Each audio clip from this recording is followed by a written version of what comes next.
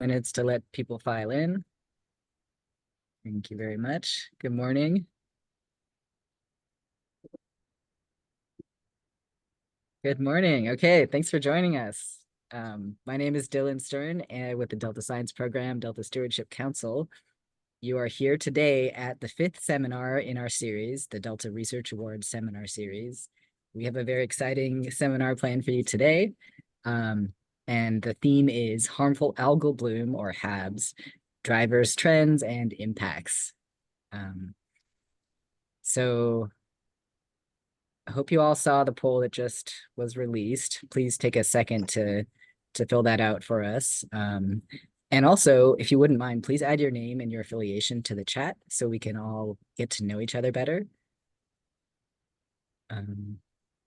And there will also be another poll at the very end. We hope you take a second to fill that one out as well. And the purpose of the polls is really just to improve our events like these. So thanks again in advance. And all right, we have a pretty good attendance here. Just so you know, this seminar will be recorded. Actually, next slide, please, if you wouldn't mind. Just a little bit of housekeeping. This seminar is open to the public and recorded and posted to the council's YouTube channel, just in case you want to share this with anyone who was unable to attend. We really want to encourage as much participation and discussion as possible, so please populate the chat box, use the Q&A box specifically for questions, or raise your hand and I can promote you to speak. One note about the Q&A box, you won't be able to see the questions until we are deciding to answer them live. All right, I think we can, to get started here. So first I'd like to offer Eva Sedaris and Megan Nguyen to introduce themselves quickly. They are basically leading this seminar series effort as our Sea Grant Fellows. So go ahead, Eva. Hi, everybody. Thank you so much for joining. This is an exciting one for sure. I think CyanoHABs and cyanotoxins are just so prevalent in many communities, and I hope everybody gets to learn something today. Thanks for joining. And hi, my name is Megan. I'm the state fellow here. Also really excited to see all the questions and the presentation as well. So hope you guys have a great time. Thank you. Thank you so much for your help. Okay, so the format for today is we'll have presenters, 30 minutes to present and then answer Q&As with some additional time at the end for discussion. Again, please add your questions to the Q&A if you have any questions. And I will now hand it over to our Deputy Executive Officer for Science, Henry DeBay. Thanks, Dylan, and good morning, everybody. Excited to see you all populate the chat and join the meeting. So do want to just say thank you to Dylan and to Eva and Megan and our public participation team who are behind the scenes running this thing. As Dylan mentioned, my name's Henry DeBay. I'm the Deputy Executive Officer for Science at the Delta Stewardship Council, and I'm also thrilled to welcome you all to today's seminar, highlighting results from two projects funded by the Council as part of the 2021 Delta Research Awards.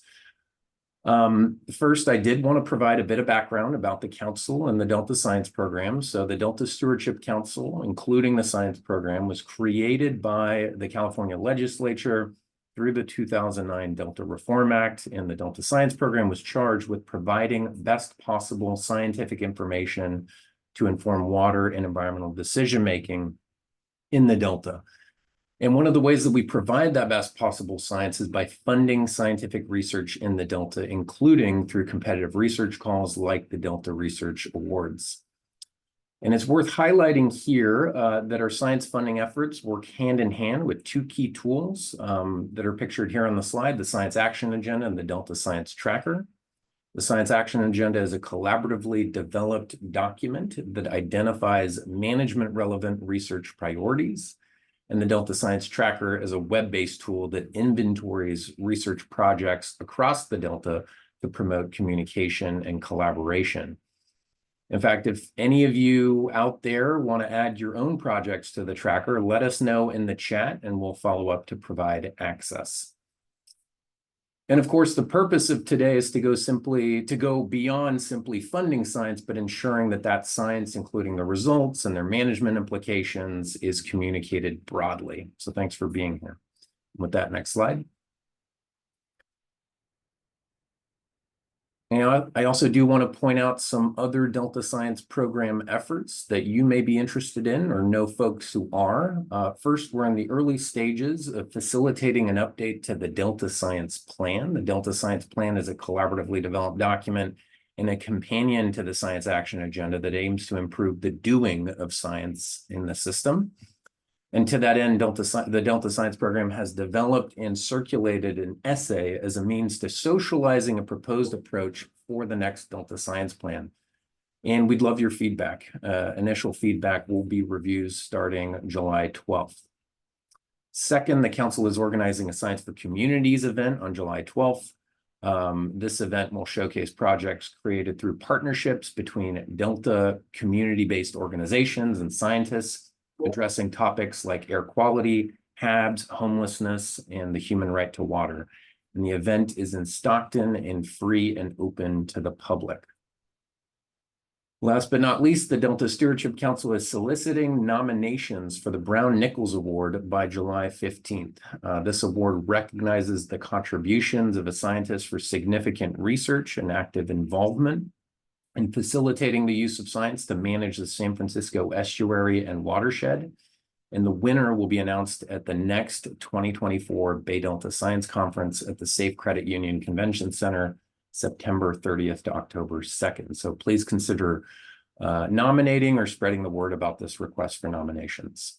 Next slide. Promise we're getting to the presentations very soon.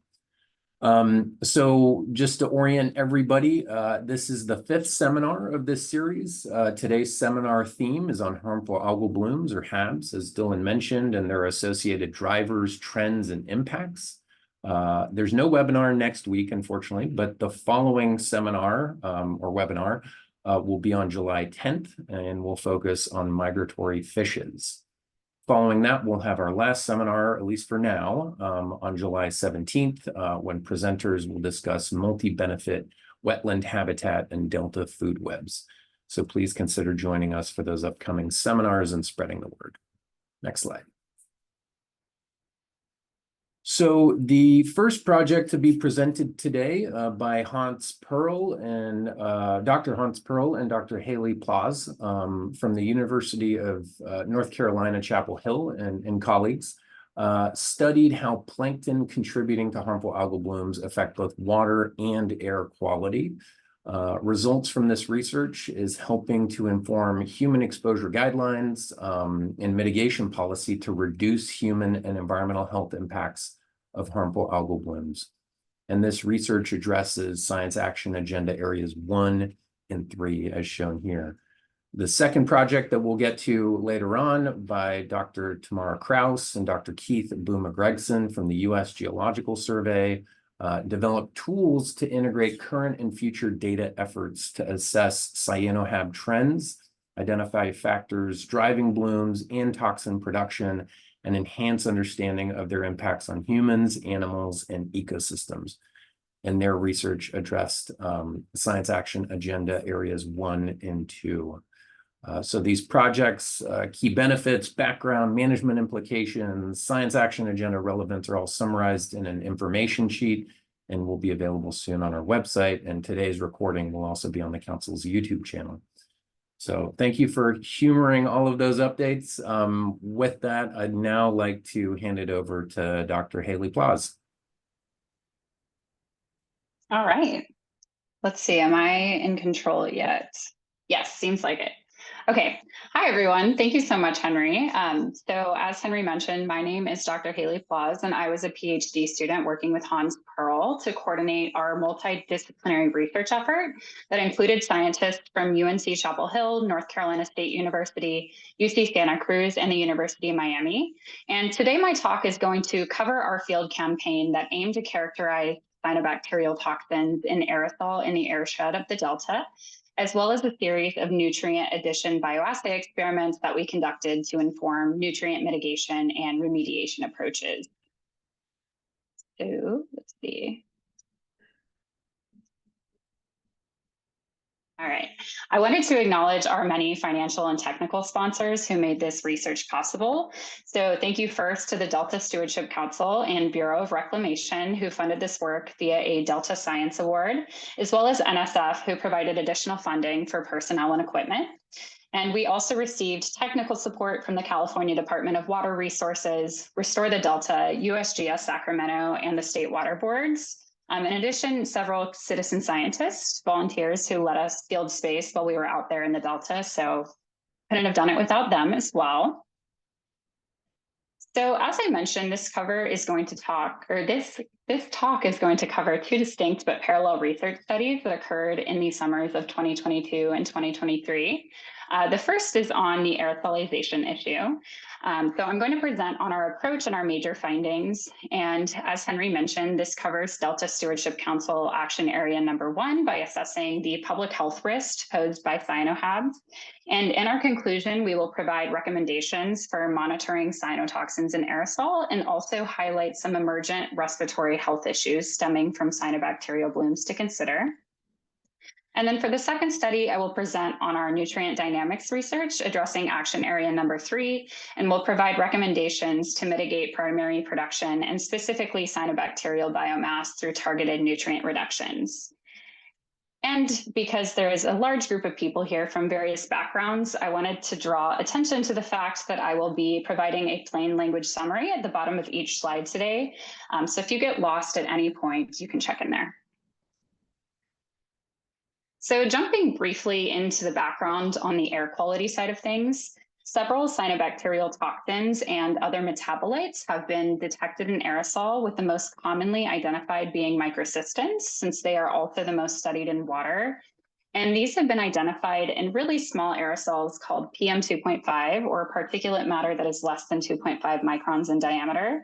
And this is the criteria pollutant that is regulated by the EPA, because no matter the composition of that aerosol, it is bad for human health because it can penetrate deep into the lung when it is inhaled.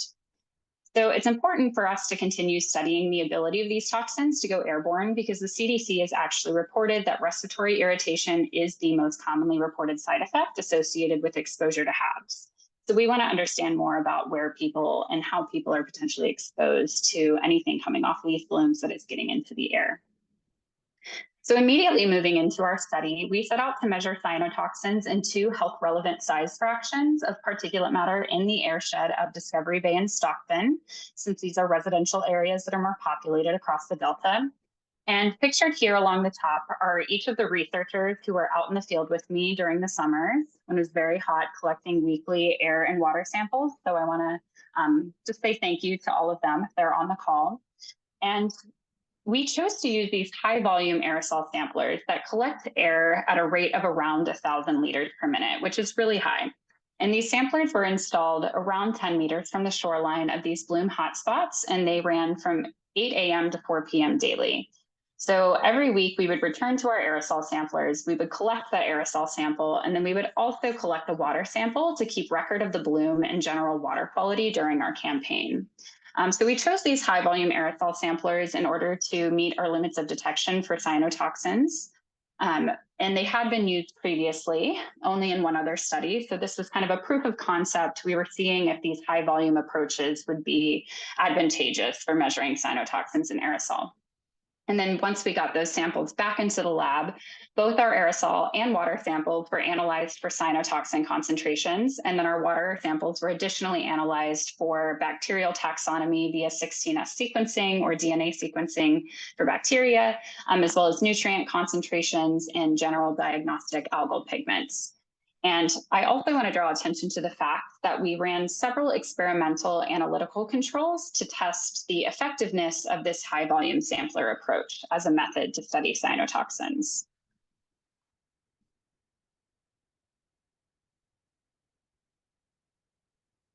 All right, so despite bloom conditions and measurable toxin concentrations in the water during both summers, we did not actually end up detecting any cyanotoxins in either of our size fractions of aerosol collected in the airshed of Discovery Bay and Stockton.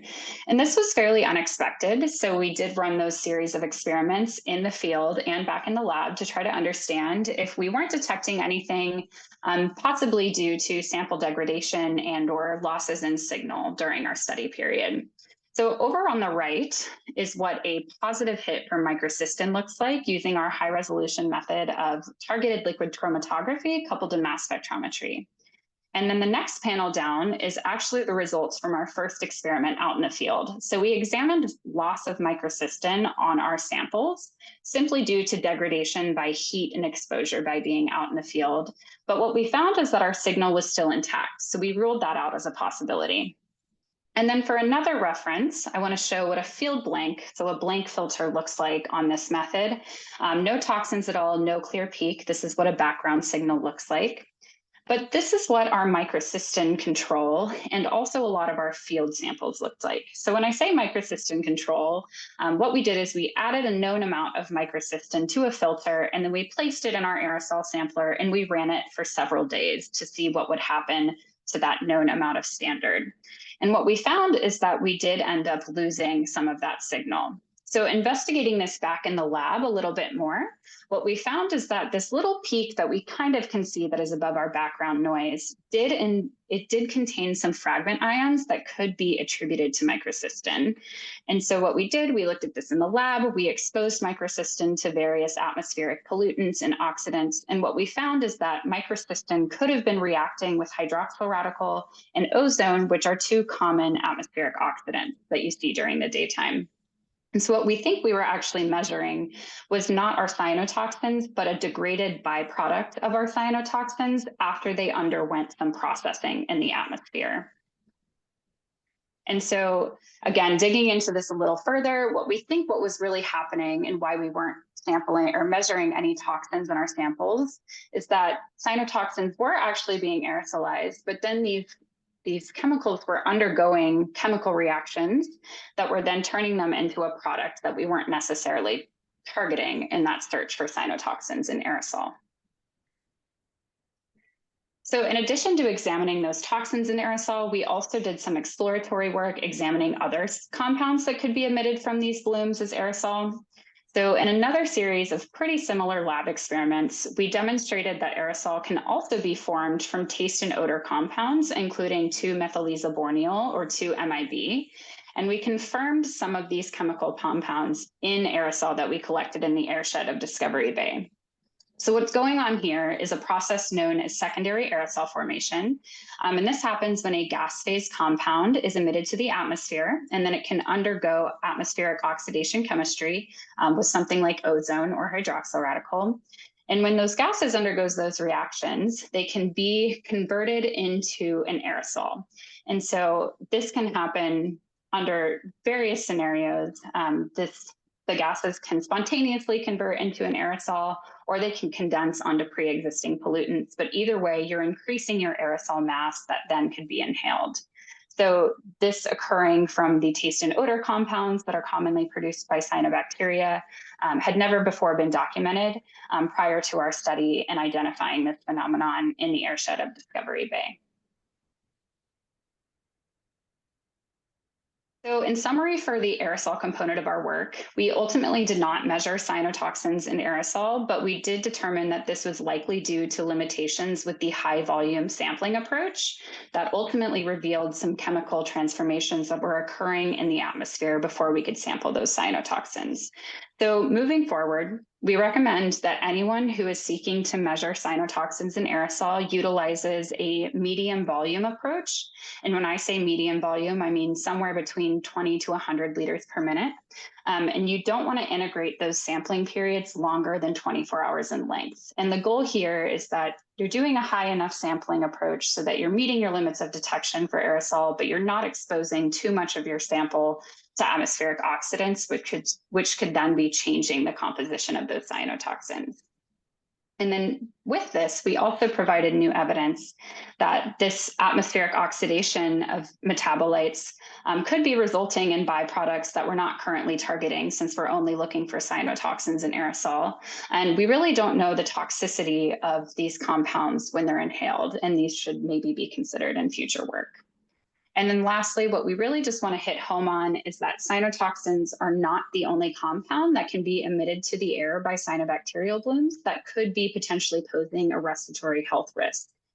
So we demonstrated during our study that oxidation products of taste and odor compounds are one example of this occurring. So now I'm going to switch gears to talk about our nutrient limitation experiments. I hope you don't get too much whiplash. But as I mentioned earlier, we set out to understand how key macronutrients were influencing phytoplankton community composition and abundance in both Stockton and Discovery Bay. So what we did is we added nitrate, ammonium, and phosphate, both individually and combined at environmental enrichment levels under natural light and temperature conditions. And then we examined the responses. So jumping right into our findings, this figure shows comprehensive changes to chlorophyll concentrations over each of our experiments. We conducted 4 experiments in total, 1 in the early season in June of 2022, and then 1 later on in September of 2022. And then similar in 2023, we had an experiment early in the season in May, and then 1 later on in July. And so we're examining changes to chlorophyll concentrations attributed to 5 key phytoplankton groups assigned via chemtags. So the green algae are depicted in red, the brown algae are depicted in blue, the cyanobacteria in green, the diatoms in orange, and the dinoflagellates in purple.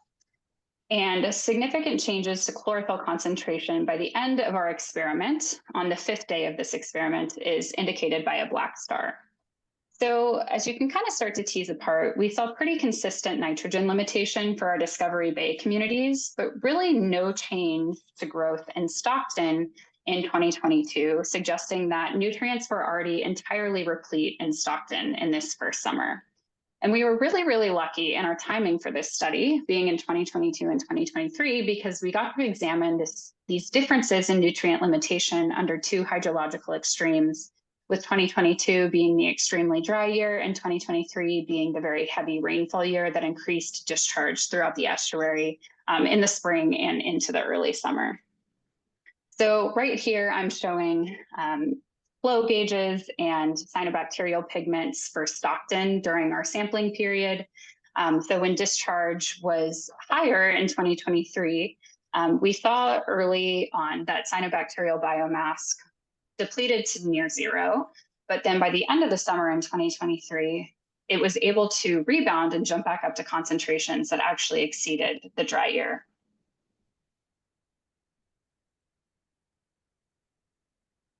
So again, going back to this idea of nitrogen limitation, this only became evident for Stockton in 2023, even though it was consistently evident for our experiments for Discovery Bay. And this very wet year of 2023 also resulted in somewhat of what we would consider a natural dilution experiment, providing even more evidence that nitrogen was our most limiting nutrient, not only at these sites upstream, but also possibly down further into the estuary as the system begins to flush out a little bit more. And this is consistent with other major eutrophic estuary systems across the globe.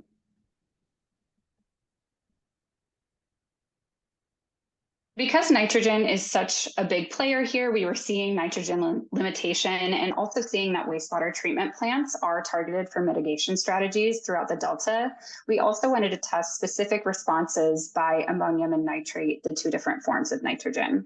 And ultimately, we didn't see too much of a difference between these 2 forms, although we did see that ammonia did tend to stimulate growth a little bit faster, followed by a crash, whereas nitrate was able to sustain growth over a longer period for most of these communities, which could be resulting in some sort of an export of nitrate further into the estuary if it's getting eaten up, or if ammonia is getting eaten up earlier on in these systems closer to the mouth of the San Joaquin and Sacramento rivers.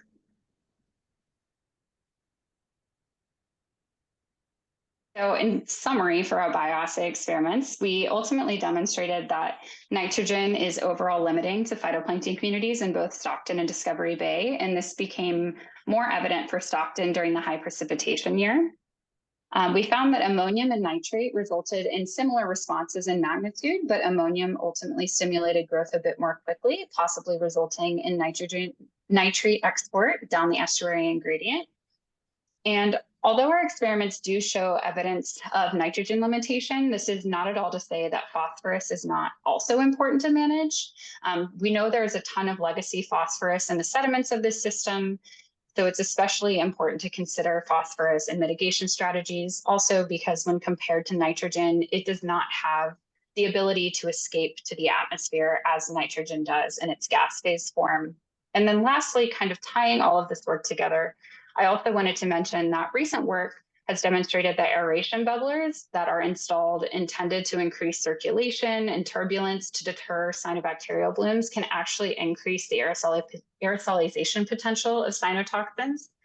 So these should be really, they should be utilized with caution as a HAB mitigation strategy.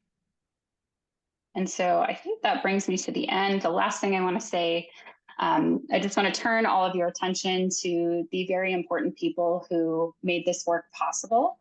And I also want to give Hans a chance to chime in and discuss anything that I might have missed on the nutrient side of things. But I think we're ready for questions. Thank you so much, Haley. That was a really interesting presentation. Hans, anything you want to add? No, I think, gosh, Haley put this the reason Haley gave this talk, by the way, is because it probably would have taken me an hour to give the same talk. So I just want to compliment her on her brevity, but also on the amount of information she was able to communicate. Just one thing on the nutrients. We were kind of not expecting nitrogen to be limiting in the really wet year, because you would think there's a lot of nutrients coming in the wet year. But things were so wet that the snowpack melt and the excess water coming from precipitation was actually diluting out the nutrients. And then, of course, with the short residence time due to high flushing during that year, there was a change essentially in the nutrient makeup of the Stockton Ship Channel.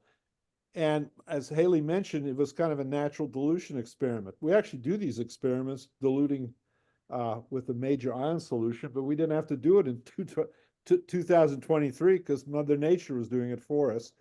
And what it showed is that of the two nutrients, nitrogen ends up being the one in shortest supply. And as Haley mentioned, that's probably because the nitrogen can be lost from the system, either by denitrification or just ammonification as two gaseous forms, whereas phosphorus is retained. And as this presentation developed, I was thinking more and more, if we had controlled phosphorus 200 years ago, we probably would see a different picture right now, because phosphorus, as a legacy, wouldn't have built up as much in these systems, and we probably would have had more phosphorus limitation show up. So, we can't go back, but we can start to prioritize where we should cut nutrients in order to reduce eutrophication. And clearly what this research shows, and also in many other places now, is that essentially it takes two to tango. You got to reduce both nitrogen and phosphorus. And this really points out the importance of reducing nitrogen inputs in freshwater systems because of the phosphorus legacy. You got a lot of phosphorus sitting there that is not going to be very easy to take out unless it's dredged, which in most cases is not a very desirable solution. So the take-home message from the nutrient perspective is we got to deal with both of them, but we have to really get more aggressive with nitrogen as nitrogen, not only one form, but total nitrogen coming into our systems. And I'll just stop there, and hopefully there's time for questions. Thank you. Thanks, Hans. Yes, we have about 15 minutes for questions here, and we've got one that just popped up in the Q&A.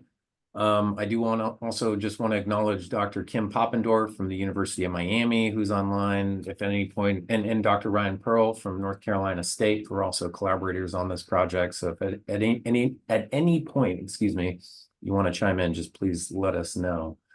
So the first question we have here is from Joy Faluso from Sac Sewer, who asks, for the cyanotoxin study, were in situ measurements recorded while taking water samples? Yeah, I can answer that question. So I guess by in situ, I want to clarify what you mean by that. If you mean real-time measurements, we were not able to take any real-time measurements, but we did collect samples that were then processed back in the lab and tested for cyanotoxins. We looked for microcystins, anatoxins, and cylindrospermopsins. And we did detect those toxins in our water samples in varying concentrations over our entire study period in 2022 and 2023. So with that, we were interested, if we see an increase in toxins on this day, is that going to be corresponding with an increase in our aerosol signal for toxins during those days? And that was what we were hoping to find. But as I reported, we didn't find anything in aerosol. So that was why we didn't report it here in this brief talk. I might mention too that our two other collaborators were involved in the actual analysis, Kim Poppendorf and Rafe Kudela at UC Santa Cruz.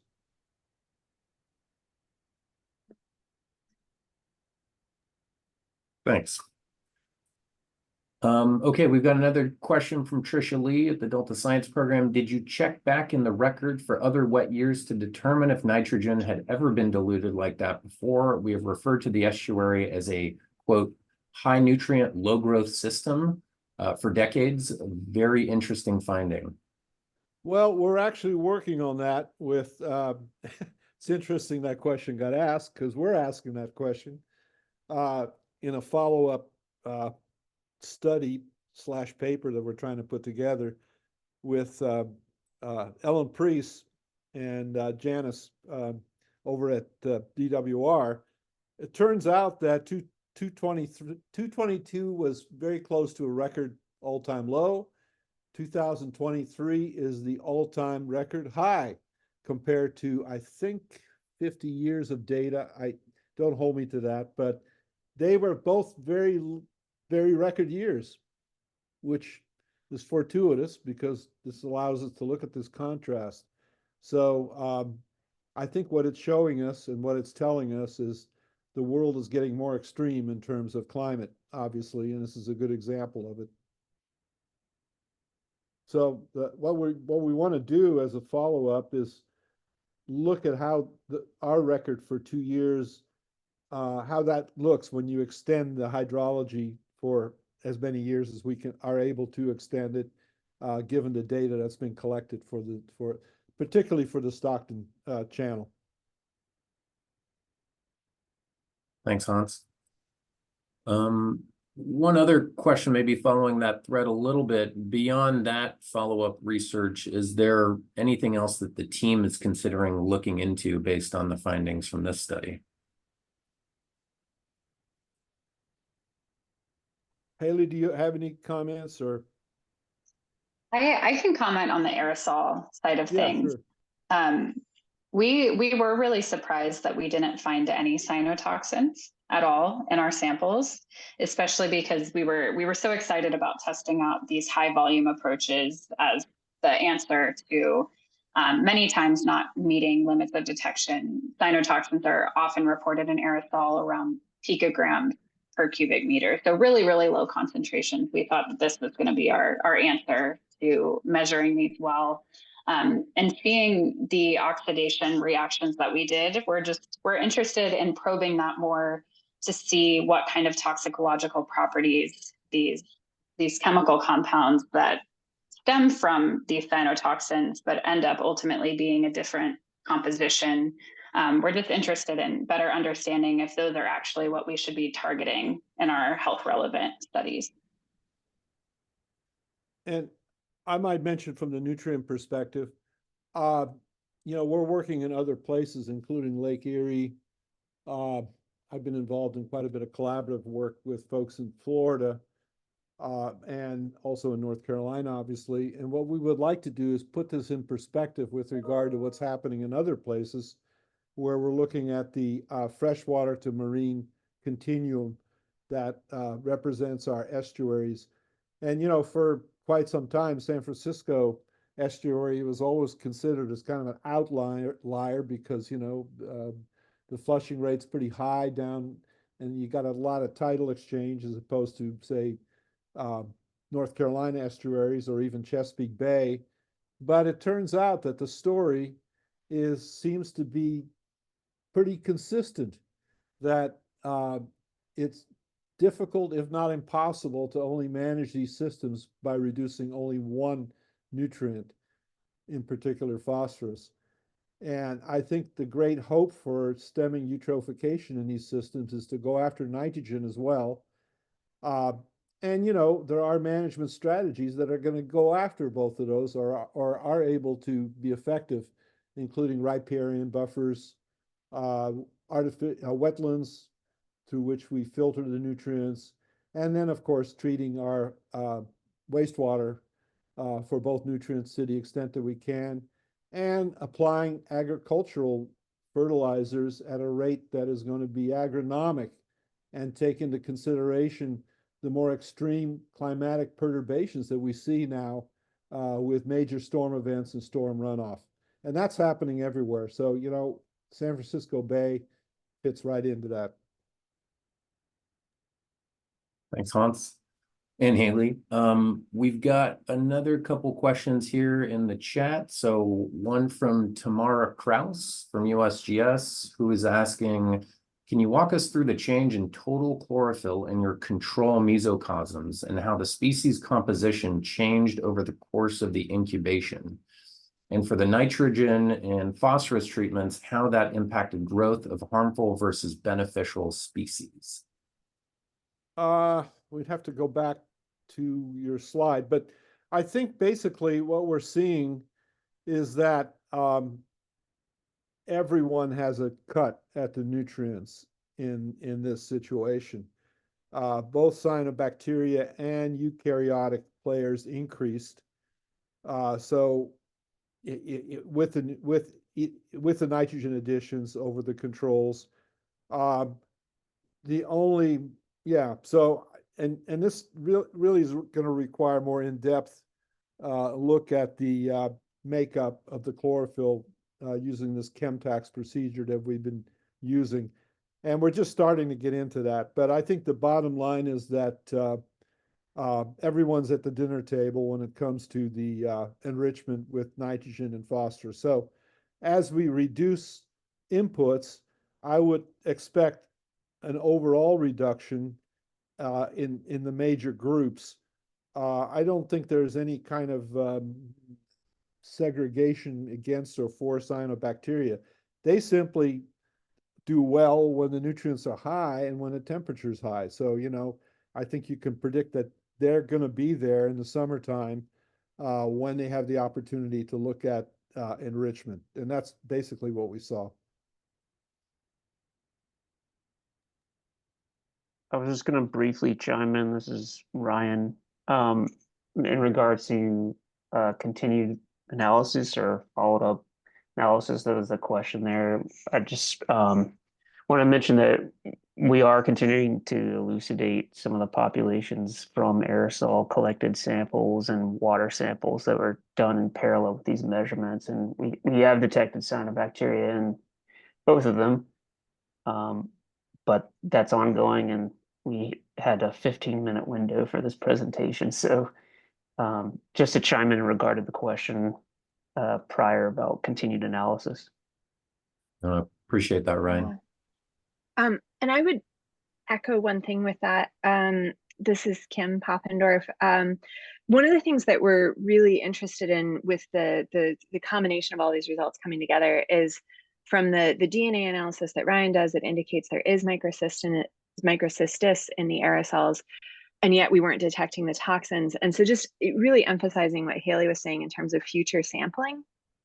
You know, there's a lot of interest in the aerosols because it's an understudied component and a really impactful one for public health potentially. And we were so excited to do this high volume sampling here that this project enabled that, because usually it's a challenge for the instrumentation for that. And that grew out of previous work that we'd done with kind of your more typical battery powered sampling in other locations, which we found wasn't enough. Like, we couldn't draw enough air when we're using these little pumps that pull anywhere from 1 to 10 liters a minute, and are usually limited by their battery life.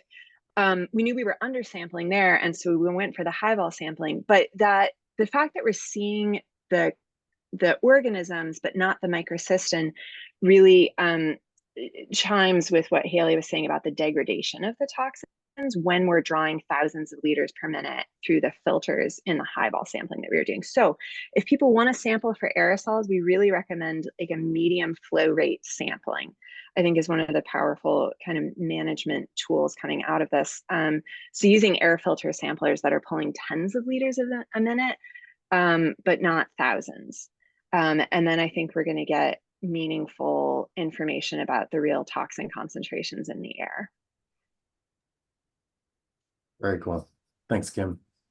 I think we unfortunately only have time for one more question. We've got one from Joy Faluso from Sac Sewer in the Q&A, who's asking, in the nutrient study, I'm not sure if you have this data, but was all of the cyanobacteria that was growing harmful?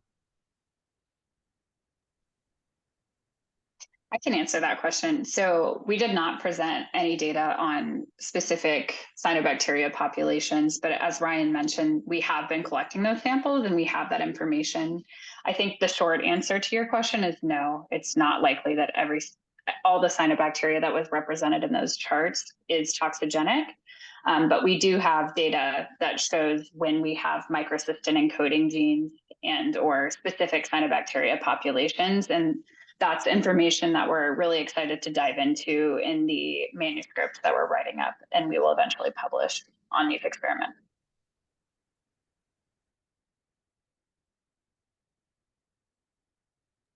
Thanks, Haley. One other question that has come from Dr. Shoko Shimbrat at the science program is, what role does your lab, or maybe your labs, play in communicating HAB risks broadly?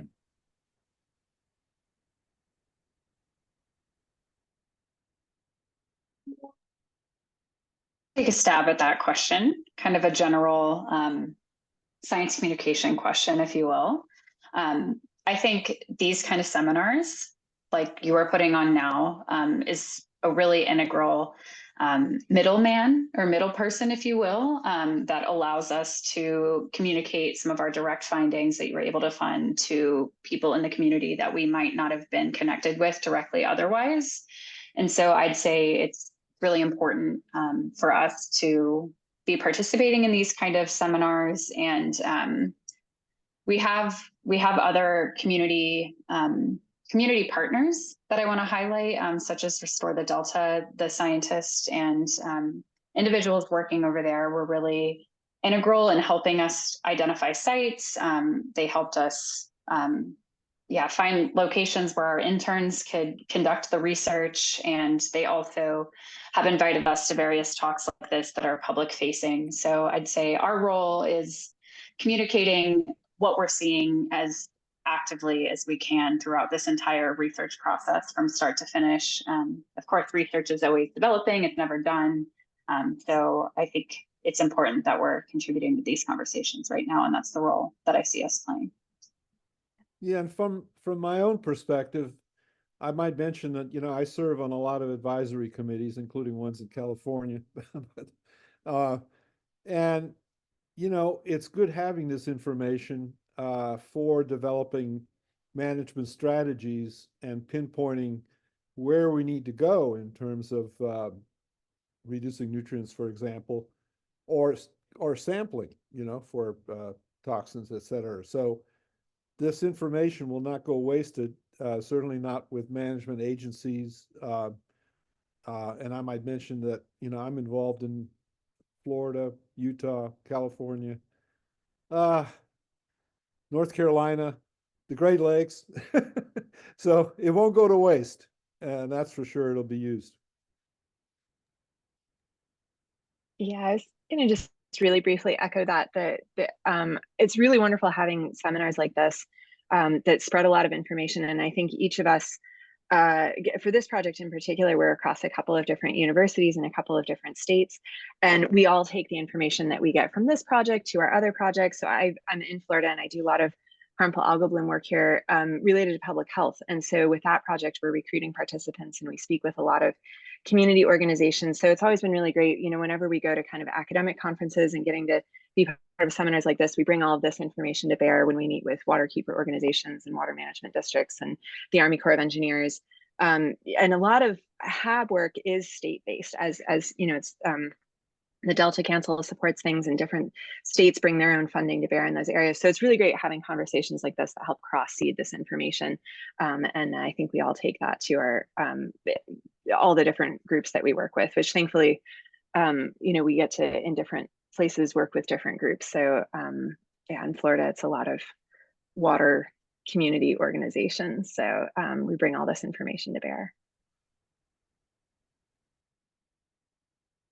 Thank you so much. So unfortunately, we do have to move on, but a big thank you to Dr. Plaas and Dr. Paerl and the other Dr. Paerl and Dr. Poppendorf. So just appreciate you being here, and yeah, look forward to staying in touch. Thank you. Okay, now we're going to switch gears and hand it over to Dr. Keith Bouma-Gregson and Dr. Tamara Kraus, who are going to be presenting on HABs and cyanotoxins in the Delta, occurrence, distribution, trends, and environmental drivers. And this project covers all five, so gold star, all five of the science action agenda areas from the 2017 to 2021 science action agenda. So with that, I'll hand it over to Keith. Great. Thank you, everybody. Thanks, Henry, for the introduction. Do I have control, Megan? Wait, here we go. Yes. Okay, great. Sorry for that. Yeah, so my name is Keith Bouma-Gregson. And I am a research biologist at the U.S. Geological Survey at the California Water Science Center. And today we'll be talking about this project that was funded by the Delta Science Program on HABs and cyanotoxins in the Delta.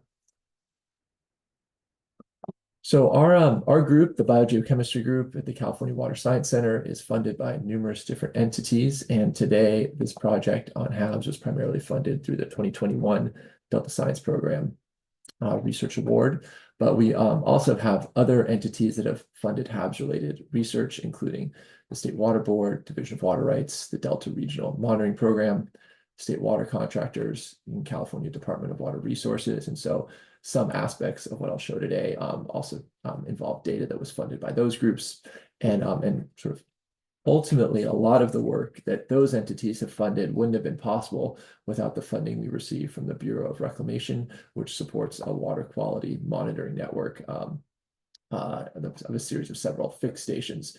And we're able to leverage that network to add on additional studies and collect additional parameters. So I wanted to thank all the groups that have funded our science and our monitoring. And additionally, this project that was funded was also had a collaborative element with the environmental monitoring program. So I wanted to thank Ted Flynn and the crew of the Sentinel for their assistance in collecting data and handling samples.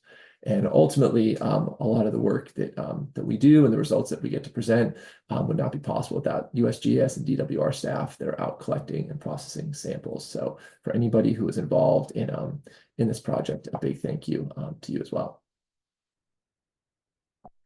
But ultimately, we are here to discuss the problem of cyanobacterial harmful algal blooms, or CHABs, in the Delta. And so cyanobacterial harmful algal blooms are the result of the rapid growth and accumulation of cyanobacterial biomass in a system. And when this occurs, these blooms then have harmful effects on animals, ecosystems, and humans. And as you're probably aware, many water bodies across the globe are susceptible and experiencing these CHABs, including the Delta. And so what are these organisms that form these blooms? Well, cyanobacteria are photosynthetic bacteria, which means they're able to take sunlight from, or the energy from sunlight and transform it into sugars to sustain the energy for growth and reproduction. But being bacteria, it means they're very primitive organisms. They don't have a nucleus or organelles or cell walls. They're closely related to the microbes that live in your gut, for example. However, they have been on Earth a very long time. They evolved over 2 billion years ago. And since they've been here for so long, they are pretty much globally distributed. They've had plenty of time to evolve to inhabit all sorts of different habitats. They're found mostly in aquatic environments. And so in many places, you see them at low biomass, and they're part of a very healthy ecosystem. However, they're also a pretty large and diverse phylum with many different species. And so just like we have different types of mammals, ranging from elephants to mice, we have different types of cyanobacterium. And some of these cyanobacteria are the ones that can create these blooms that have the harmful impacts. And so 3 taxa that I'll be speaking about today are Microcystis, Aphanizomenon, and Dolichospermum. And so when these blooms occur, there can be several different impacts. One is they can change the way that the ecosystem functions, which can result in fish kills. So for example, dissolved oxygen can often decrease in the bottom waters, which will then asphyxiate fish, leading to those kills. The blooms can degrade the aesthetics of a water body.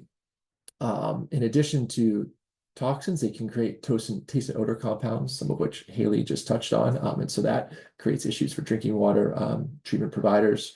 And it can also lead to filter clogging and dissolved organic matter production, which also impacts drinking water. And more consequentially is the production of toxins, which then impacts drinking water, recreation, and agriculture. And so cyanobacteria make dozens of different types of molecules that are toxic to humans, pets, livestock, and other animals. And these molecules are termed classed as secondary metabolites, which means they're not required for the normal cell growth, development, and division. And so what that means is that some cyanobacterial strains and species produce toxins and others do not. And we really have to do the chemical analyses or DNA analyses to understand if a particular strains in a sample might be producing these toxins. There's many different types of toxins. I've listed some of the key ones that we've been analyzing for in the Delta. So microcystin is probably the most well-researched and globally common toxin. It's a liver toxin. Nodularin is also a liver toxin. Anatoxins are a neurotoxin. Cylindrospermopsin affects the liver and kidneys. Saxitoxin is another neurotoxin.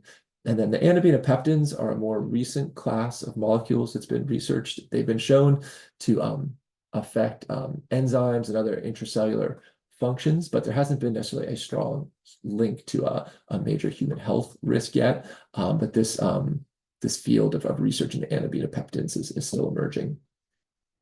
So one of the main takeaways for when thinking about cyanotoxins is to really recognize their diversity. And so we can't generalize across these different classes. Each toxin has its own chemical structure, its own toxicity, and its own ways that chemistry interacts with other chemicals and entities in the environment. And so therefore there kind of needs to be separate lines of inquiry within each class to understand how that class behaves and what's its particular threats and risks it poses to people and animals.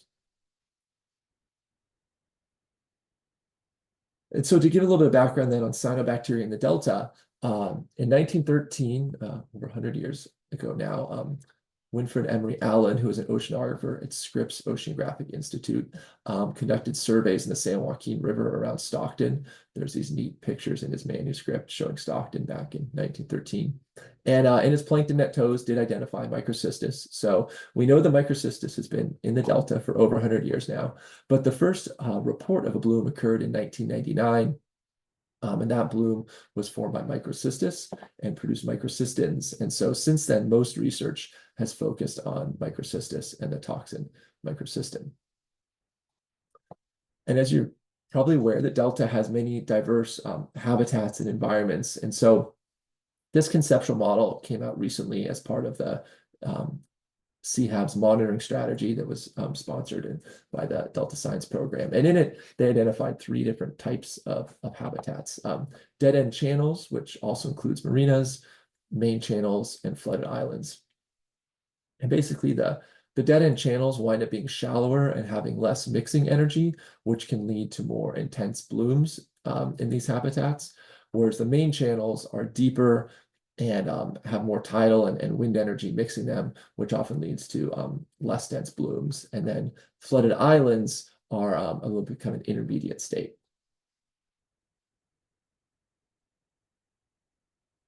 And so this is kind of exemplified by this figure here, where this panel in the top shows cyanotoxin concentration data. And mostly want you to focus on the microcystins here, where this is collected in main channel environmental monitoring program sampling sites from 2014 to 2018, and the maximum microcystin concentration was about 4 micrograms per liter. In contrast, this panel here shows samples from Discovery Bay and Stockton, which would be examples of dead-end channels. And I've drawn this line here showing where that same 4 microgram per liter value is. And you can see that in these dead-end channels, many samples come in well above that the concentrations that we experience in the main channels. There's one even over 100 micrograms per liter. And so using this to exemplify how we really can see quite different dynamics in some of the dead-end channels compared to the main channels.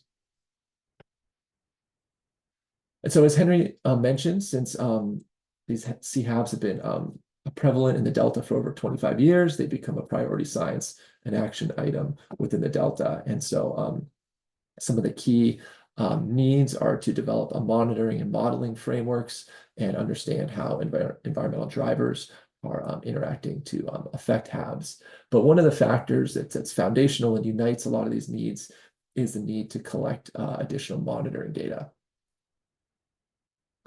And so in spite of the fact that we've had these occurrences in the Delta now for a few decades, there's still no consistent or sustained monitoring program for CHABs. And so there's been many different special studies over the years and short-term projects, but there's still none of that sustained monitoring. So this leaves us with a lot of questions still about how we would monitor, such as when and where to collect samples, what depth to collect, and what parameters to analyze. And so because our group already has this water quality monitoring network, we were able to propose the idea of adding additional cyanotoxin collection sampling to that to begin to generate more consistent time series and start to get information that would kind of help us inform the answers to those questions I just proposed.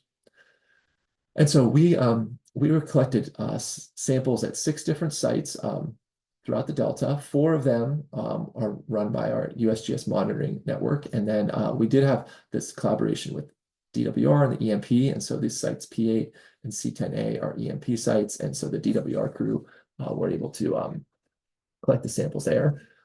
And we were sampling from 2021 through 2023. We sampled 18 times per year. In November to April, we sampled monthly.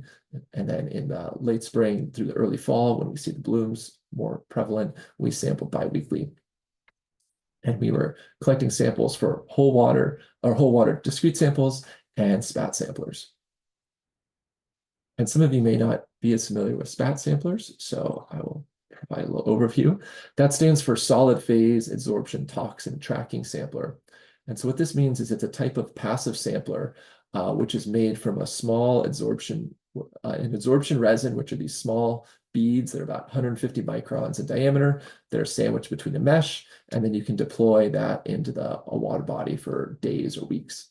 And then while that is deployed, cyanotoxins will adsorb or stick onto that resin and get concentrated on the spat sampler over time.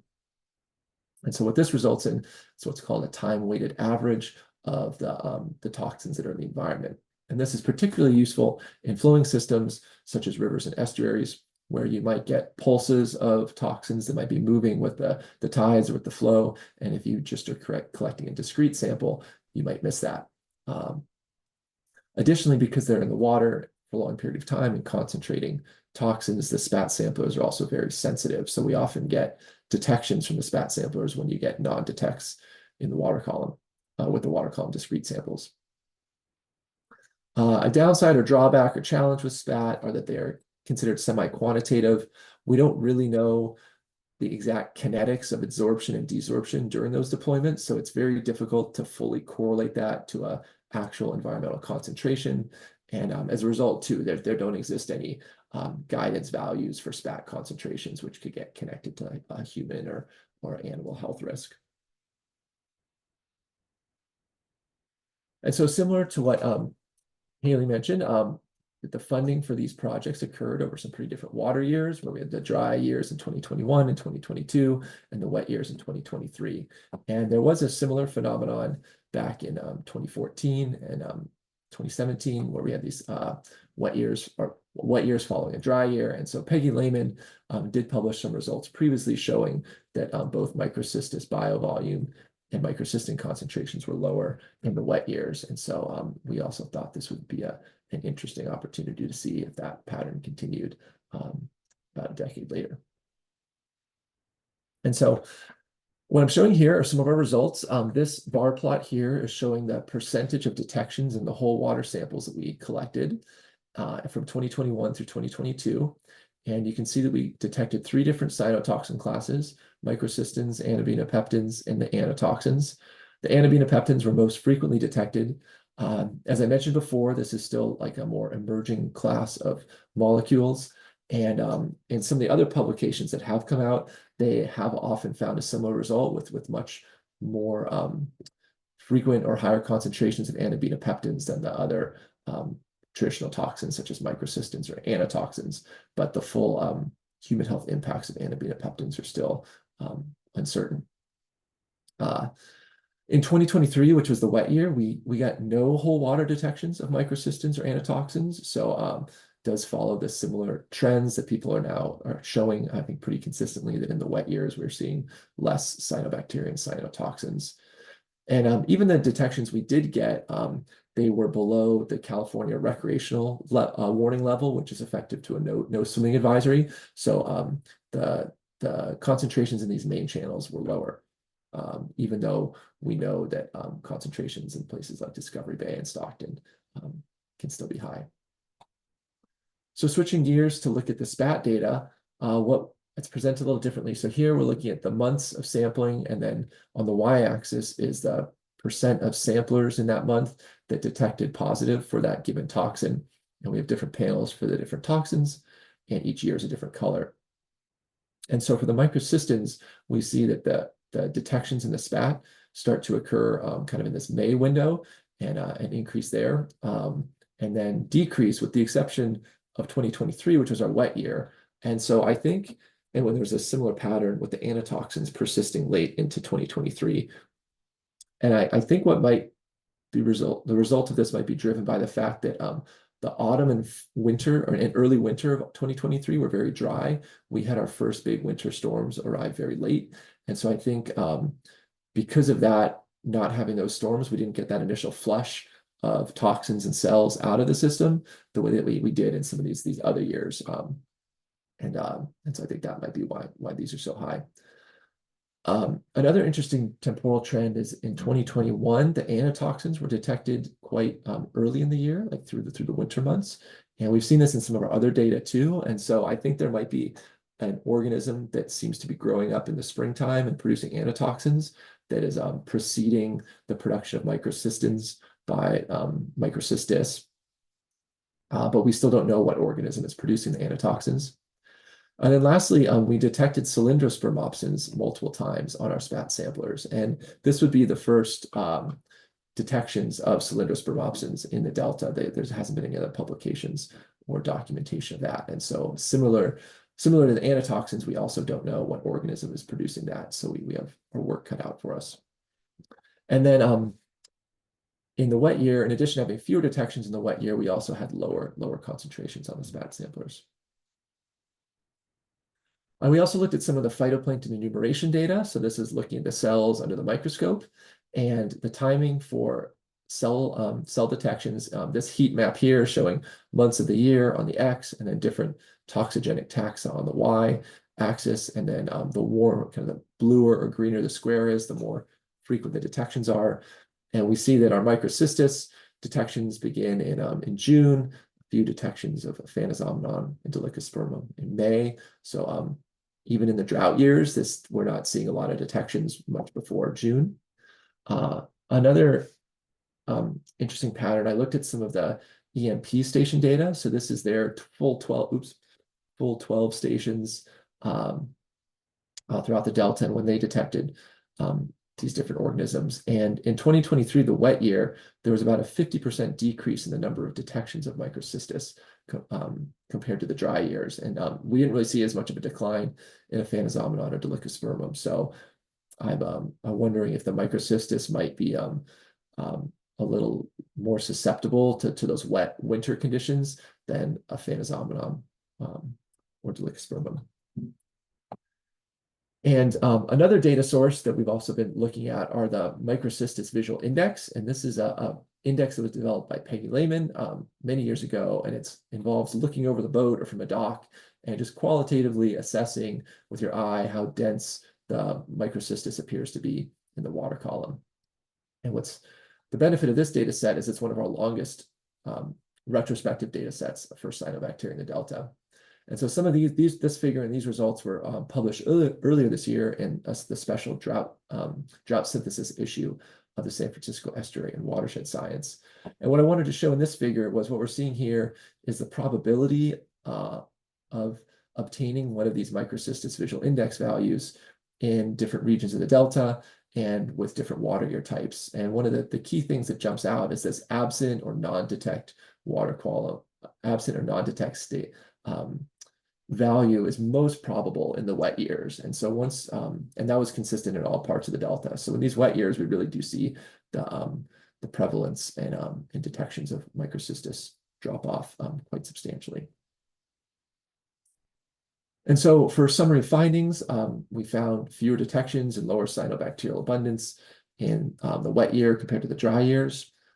In general, though, in these main channel environments, the concentrations were below recreational advisories, but we do know they can be higher in the hotspots. The spat samplers have been a very effective tool for detecting cyanotoxins. It's giving us kind of a window into what the potential for toxin production might be and informing where we might be wanting to focus our efforts to try to understand the dynamics of these emerging toxins. The timing of some of these toxins is different, with the anatoxins being more common, having these common detections of anatoxin in the spring.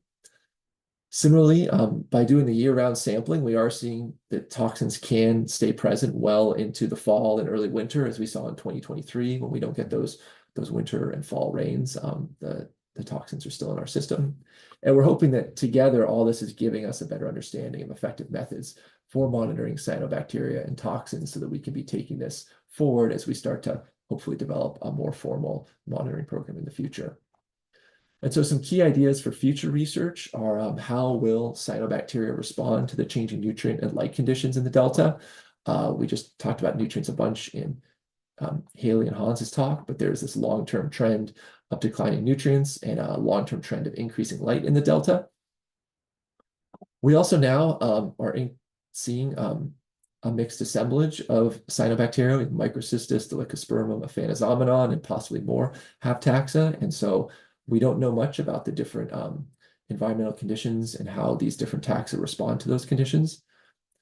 Additionally, the role of mixing and transport is important in understanding the development and intensification and the spatial extent of HABs. How are certain areas seeding other areas? Is mixing suppressing blooms by mixing cells deeper into the water column. Additionally, might some of these emerging toxins be produced by benthic or attached periphyton mats that might be growing in places that we're not sampling? And then on a more managerial theme, how can we be designing a monitoring program for the Delta? And then what control and mitigation options are available and what might be the different scales of those options? So I wanted to thank everybody for attending, and thank again the Delta Science Program for selecting our project for funding and giving us the opportunity to present here today, and we'd be happy to take any questions. Thank you so much, Keith. And I think, Tamara, you're also a panelist, so I don't know if there's anything you want to add before we jump into questions.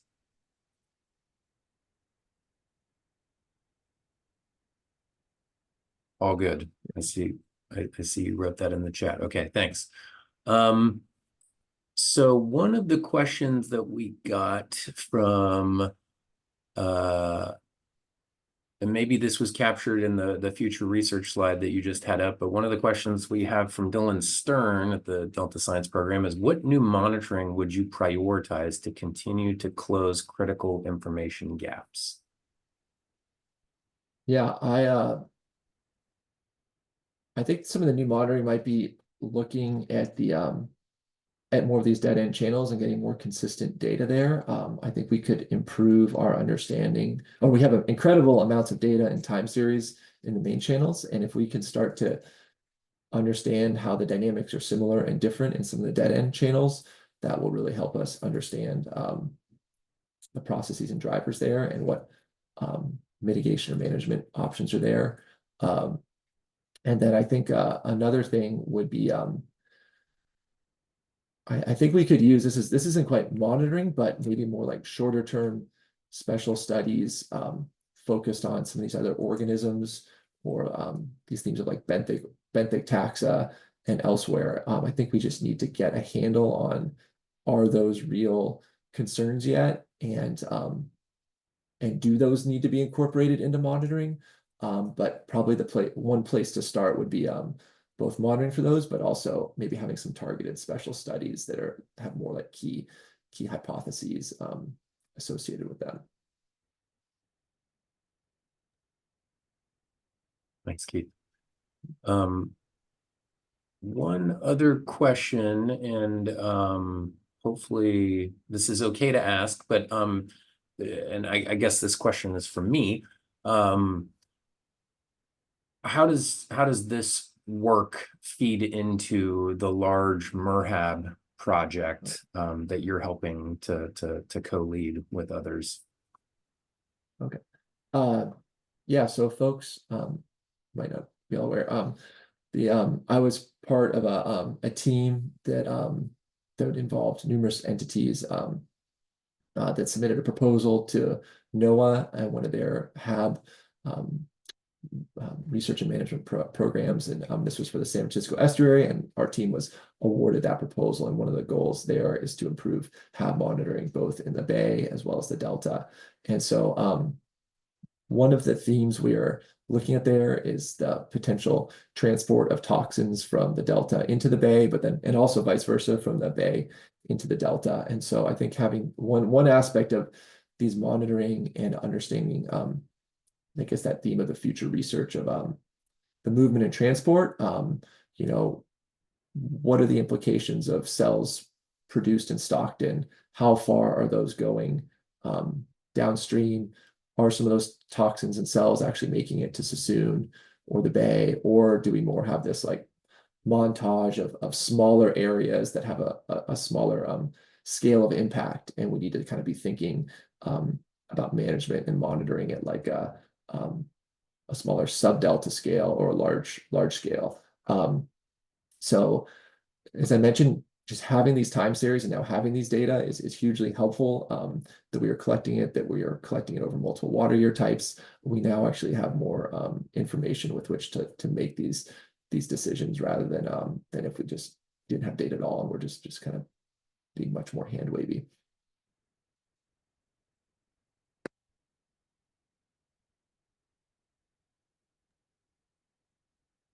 Thanks, Keith. One other question here from Eva Sideris from the Delta Science Program. Should public health advisories be updated as new findings come out on HABs and cyanotoxins? I don't know if do you mean like the thresholds that were at which point advisors are posted, or more like the timing of just posting advisory that an area is experiencing a HAB, in a given week or month? I don't know. I think, okay. Eva, I'd welcome you unmuting yourself and chiming in here. Okay, I'm seeing in the chat you're saying thresholds is what Eva had in mind. Okay. Yeah, my background is not in the toxicology, but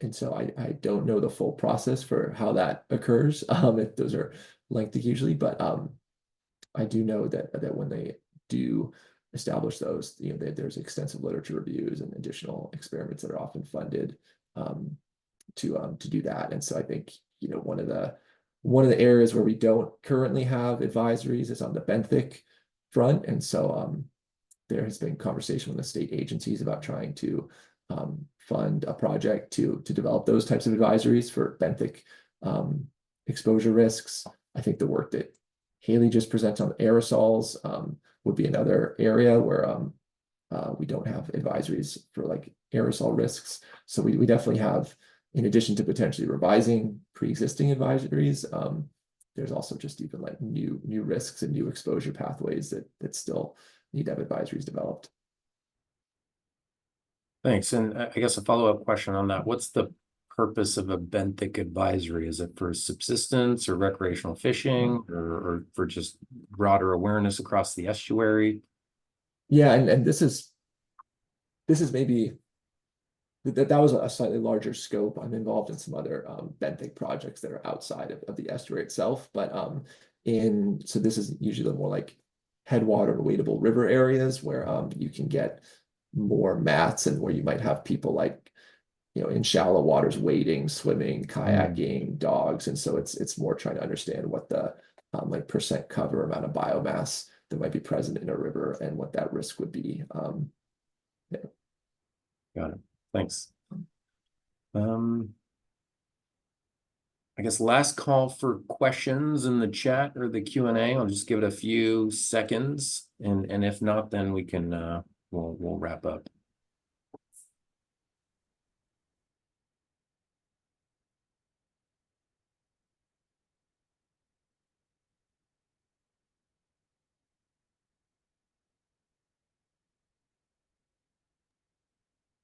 Okay, I'm seeing that the exit poll just went out. I'm not the hooks come any out. other questions at this stage, but I think this project is in the Delta Science Tracker. There will be an info sheet online with Keith and Tamara's contact information if you do want to follow up with any additional questions. But a big thanks to you and to Tamara and the rest of the team for the work and the project and for the presentation today. So with that, I think I'm handing it back over to Dylan Stern to close us out. Thanks. All right. Yeah. Thanks so much, everyone, for joining us. Please fill out that poll. Just wanted to plug again that we have another webinar coming up in 2 weeks, Wednesday, July 10th. So please join us for that. Thanks so much for all the great presentations today. These were amazing. Really appreciate everyone's time, and we'll see you back at the next one. Thanks. Thank you. Thank you.